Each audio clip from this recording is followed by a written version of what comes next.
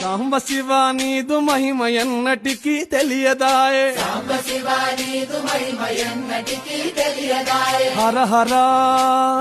శివ శివ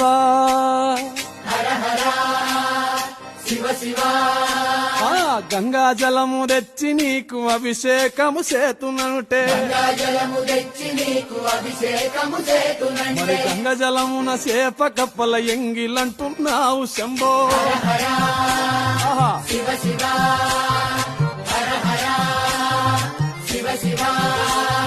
సాంబ శివ నీదు మహిమ ఎన్నటికీ తెలియదాయే ఆవు పాలు తెచ్చి నీకు అర్పితము చేతునంటే ఆవు పాల లేక దూడల ఎంగిలంటున్నావు శంభో